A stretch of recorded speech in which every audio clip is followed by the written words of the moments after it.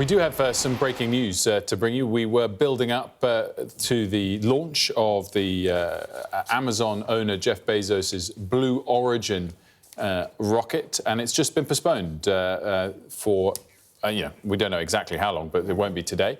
Delighted to say that bringing back on set to discuss the significance of this is Sinead O'Sullivan, Professor of Astrophysics. Sinead, so I guess we've seen quite a few delays over the course of the morning. They've now taken the decision to postpone it for longer. Is that a big blow to Blue Origin, Jeff Bezos, or do these things happen? These things happen. These things happen all the time. Numerous reasons as to why.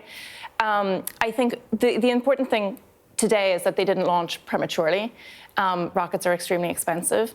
Unfortunately, they have a couple of days of a launch window left. Weather is not super favorable moving forward.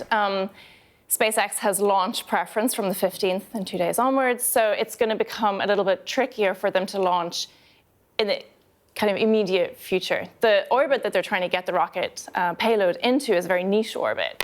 So that window won't come around again for a while. So it is a blow for people who are expecting and really excited to see, is there going to be a competitor to SpaceX in the near term? I think it will happen, just not probably today. The technicalities that we're hearing is that there were some abnormalities during the mission countdown. Is that quite normal then, for it to be very, very last minute? Yeah, because it's not until, you can do dry and wet rehearsal for launch, right? And cryogenically, these systems are very complex. Even during, while we've been waiting for the launch to happen, we've seen cryogenic boil off, all this kind of what looks like steam coming off that changes the pressure, changes the temperature, the nominal conditions of the rocket, making it harder when you eventually do go to launch to do that. And so during countdown, I guess, is when you start to really test the engines. 4 million pounds of thrust through 7 engines. You're starting to see real time some of the data that the rocket is producing. So from the perspective of Blue Origin, this is all success in that you have this data that you didn't have before.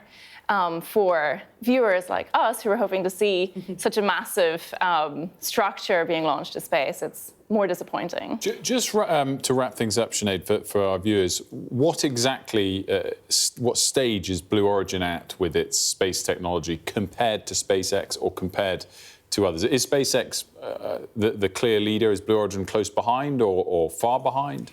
Yeah, the technology is very similar. The architecture that both rockets propose is quite similar. SpaceX clearly has a huge advantage when it comes to what they've commercialized so far. The number of launches that they've, launched is greater than 0, which is kind of where Blue Origin is at the minute.